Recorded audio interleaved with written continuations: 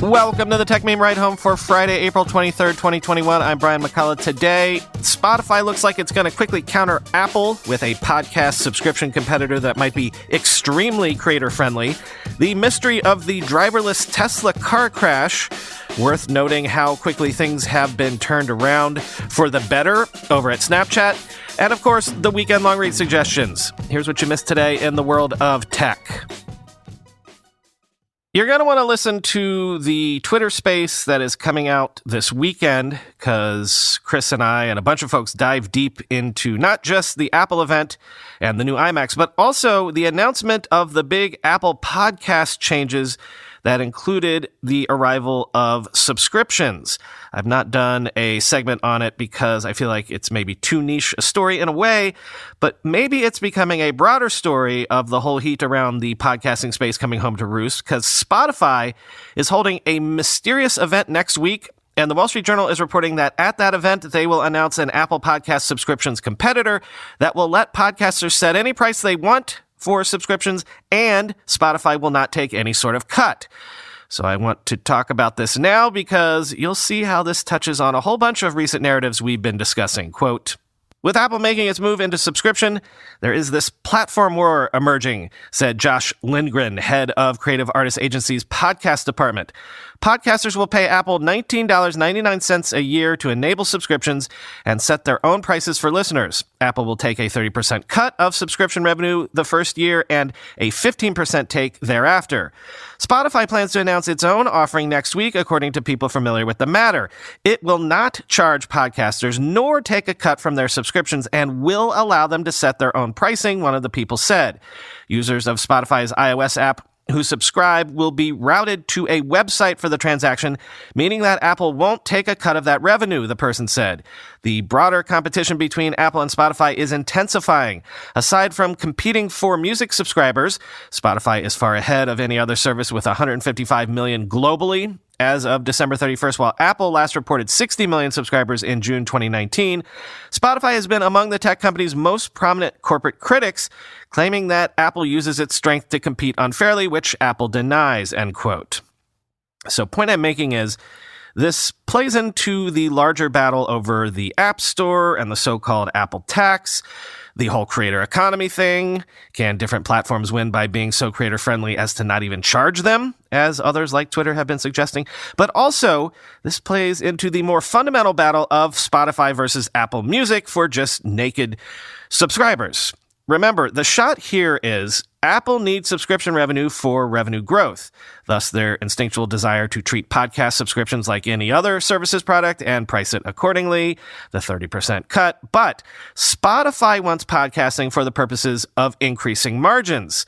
If you sign up for a Spotify monthly subscription and use Spotify just to listen to podcasts instead of streaming music, which Spotify has to pay rights holders for, Spotify makes way more money. The more people they can habituate to listening to podcasts on Spotify, the better.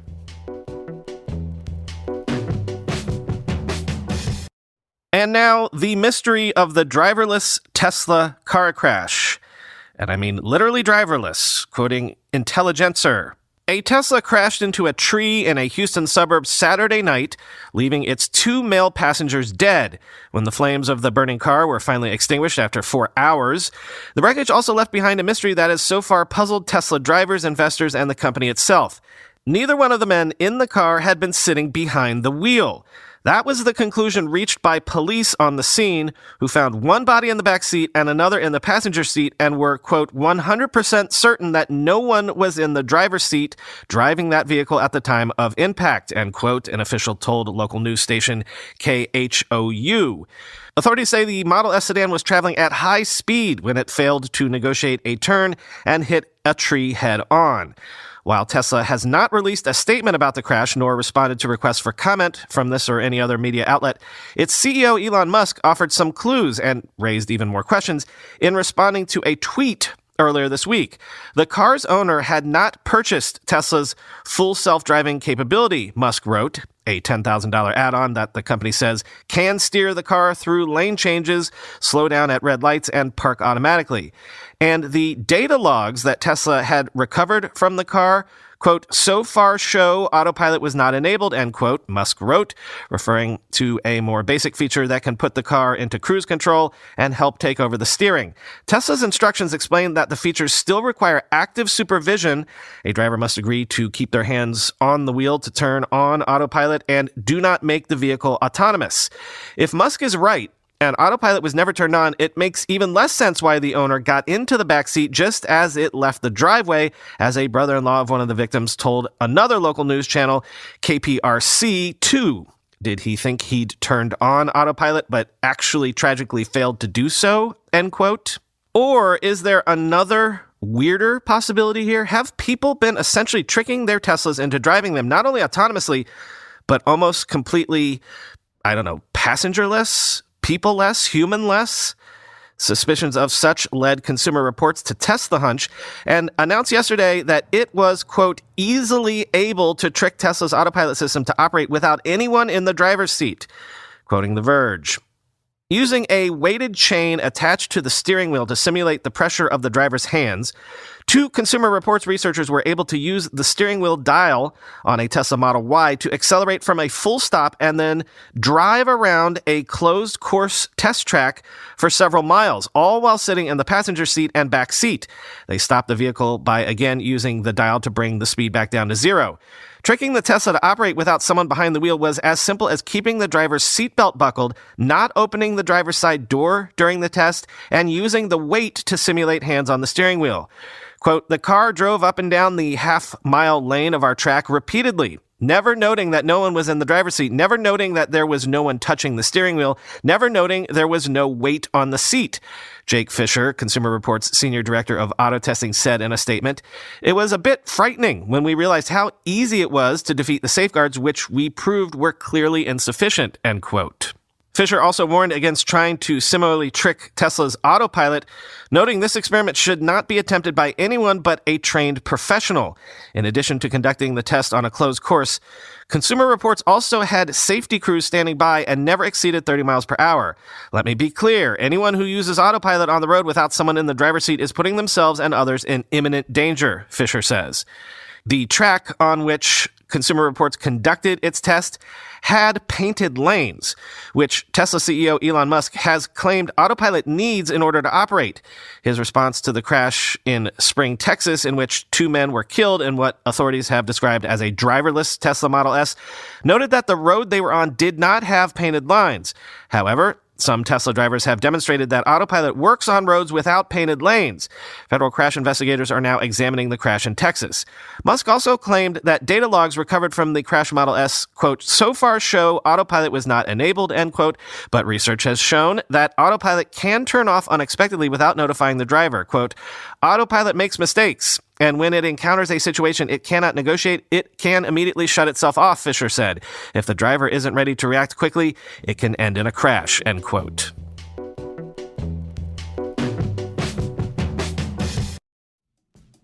Tovala is about saving you time and hassle with cooking, but it's also about eating good food. Every week, you get to choose from 14 different meals. You can find meals that are perfect for you, whether you're picky, adventurous, or you eat with restrictions. You can choose separate sides for select meals. You can sort by delivery tags and a lot more. I can personally vouch for the variety of stuff you get to choose from every week, and I've said everything is high-quality restaurant-grade stuff. It's healthy. I've seriously cut my caloric intake each day by not ordering out, and yet it's not like I'm starving myself or even really dieting. I'm just eating better. And I'm actually saving money because if you're on the delivery food treadmill like I was on, you're paying at least, $15, $20 per delivery? With Tovala, you can sign up for between 3 and 16 meals delivered weekly, starting at just $11.99 per meal. You can adjust your order size, you can skip weeks, or you can cancel at any time. And if you give Tovala a try, you get a 100-day trial with free returns if you don't like it. So why not give them a try? If you go to tovala.com/ride, you get $150 off just to get started. That's tovala.com/ride.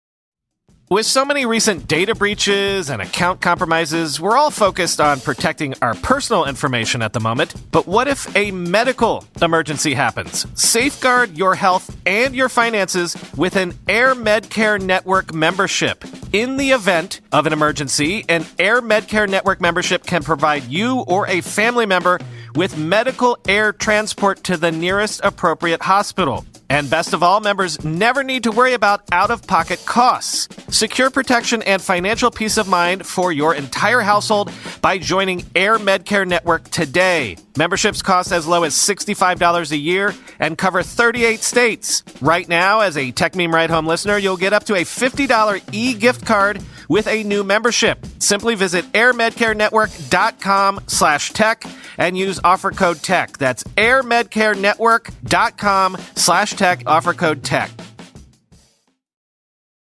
When we started this show 3 years ago and earnings season would roll around, there were always two companies that seemed to consistently disappoint investors: Twitter and Snap. So I just want to take note of how much Snap has turned things around, at least if we're using investor sentiment as a yardstick.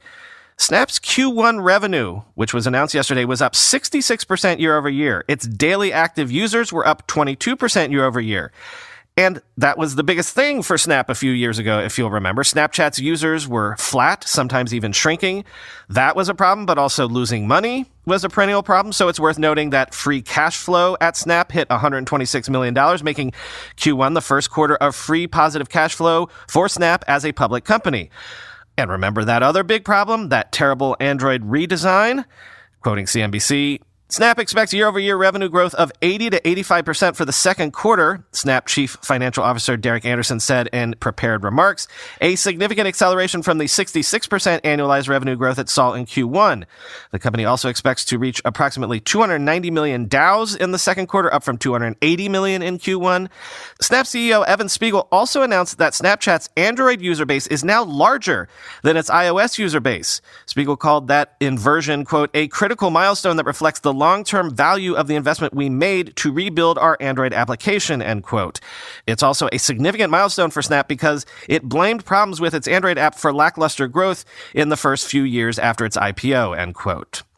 So, kudos for righting the wrongs, I guess. That's sort of leadership, the ability to turn things around. Maybe doesn't get as much attention, but it is in many ways more impressive than simply being a founder or an inventor of something. Creating a company is a hard thing to do, but building a long-term viable and healthy company is ever harder.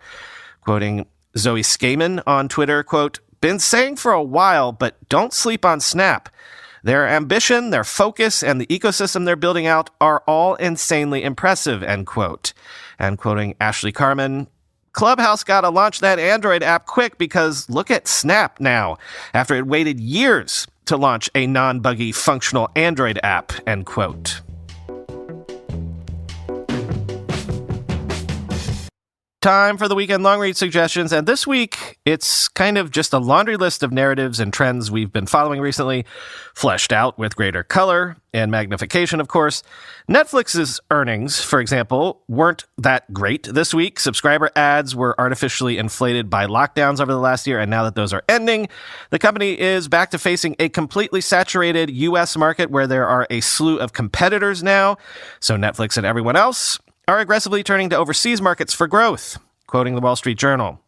Following the lead of Netflix, companies such as Walt Disney and Amazon are pulling away from the production and distribution model of old, in which Hollywood shipped its movies and TV shows abroad with the content dubbed or subtitled for the local market. Now, with a direct line to consumers through global streaming platforms, these companies are investing billions of dollars to make culturally specific local language content to woo subscribers. What you're seeing is more and more streamers come online realizing the vast majority of their customers are going to be outside the U.S. over time, said Eric Barmack, a former Netflix executive who, during his tenure at the company, spearheaded international production. The question is, how international does your content need to be successful, end quote. The rise in overseas production is spurring a historic boom of new films and TV series in many different languages, including Hindi, French, Portuguese, German, and Polish. The emphasis on global content is creating more work and competition for international producers and storytellers, while also ushering in a new era in which Hollywood-made American content plays a smaller role in the worldwide entertainment industry, end quote.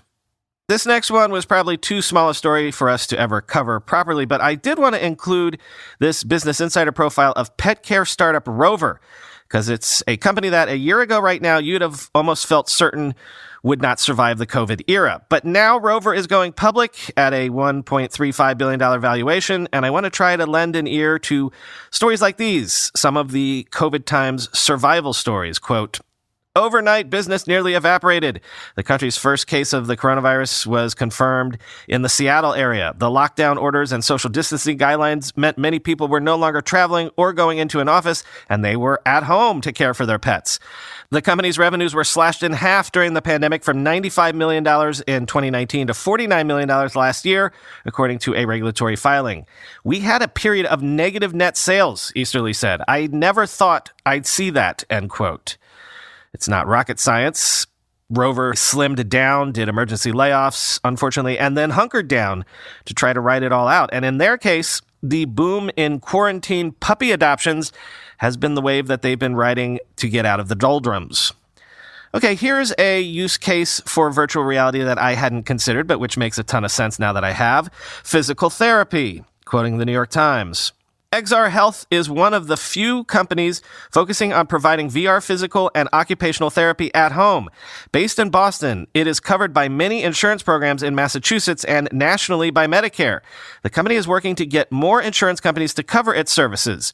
Without insurance, people can pay $179 monthly for the headsets and 2 physical or occupational therapy appointments monthly from a panel of therapists the company provides. The company has all of its programs registered with the FDA, said Aran Orr, founder and chief executive. Not all the programs offered for VR rehab are games. Some clinics allow a patient to virtually practice real-life skills they may have trouble doing, such as grocery shopping or dishwashing, end quote.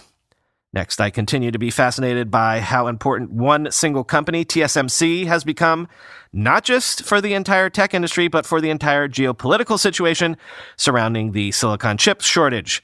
If you're Apple or Amazon or whomever and you want to design your own silicon, you go to TSMC to actually make it. And it's become so strategic, remember, that last week we war-gamed a scenario where China might actually be incentivized to invade Taiwan just to grab TSMC's fabs.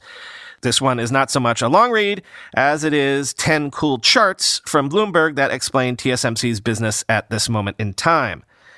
Next, if you want a longish explainer of why the chip shortage is proving so confounding, the Wall Street Journal has you covered. Quote, on top of a spike in demand, producers have been hamstrung by a series of freak events that have knocked out supply, while ongoing U.S.-China political frictions and concerns of a prolonged shortage have prompted some manufacturers to stockpile chips. The current shortfall includes the less advanced chips that the industry's biggest players have been pulling away from to pursue higher-margin cutting-edge chips. Building new production capacity usually takes years. That could slow down the post-pandemic recovery for certain industries that use the chips that are looking to take advantage of rising consumer spending. It also feeds into inflation concerns as higher chip costs can stoke prices throughout the economy, end quote. And we started talking about supply chain issues revolving around trade wars, especially between the U.S. and China about a year and a half ago, wondering if Apple especially might need to diversify its supply chain beyond its heavy reliance on China. Well, Apple pundit Neil Seibart looks at how that's going in one of his free Above Avalon posts this week. Quote, as for some of the finer strategy details found with Apple's move, instead of announcing a big change like we are moving all iPhone production out of China, which Western media has been demanding for years, Apple is taking the more practical and intelligent approach. The company remains careful not to disrupt its existing assembly apparatus. The vast majority of product assembly remains in China. Apple has looked outside of China to handle assembly for newer products that sell in much lower volumes, at least relative to the iPhone. Such decisions involve a comprehensive examination of not just product assemblers, Foxconn, Pegatron, Luxshare, Wistron, but also the ability of key suppliers to work with the diversification efforts. Apple benefits from having resources and assets close to assemblers.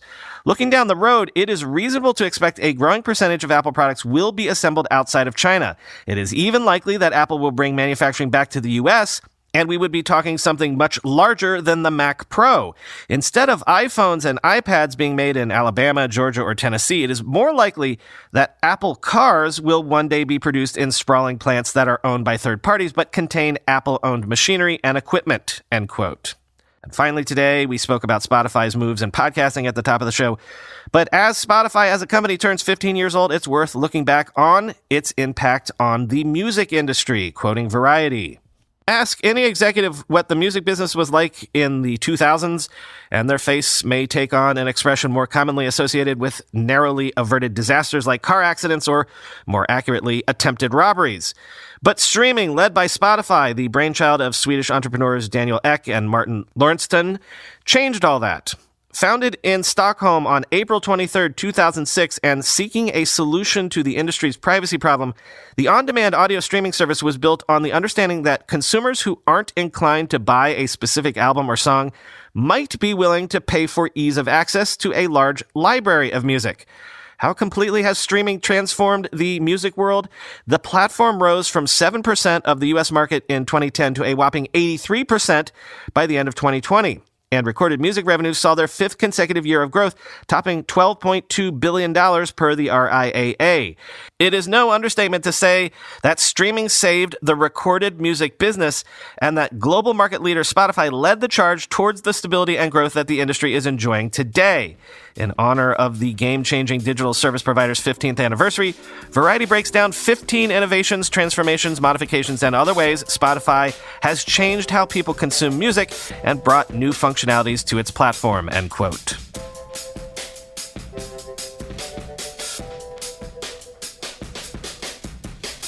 So for the weekend, Ride Home Plus subscribers have a new Interesting Raise episode, which includes, among 8 other interesting raises, a startup that is maybe the most audacious I've seen in a while.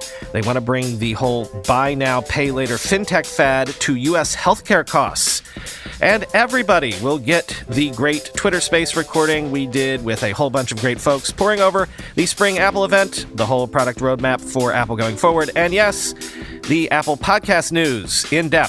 Enjoy that. Talk to you on Monday.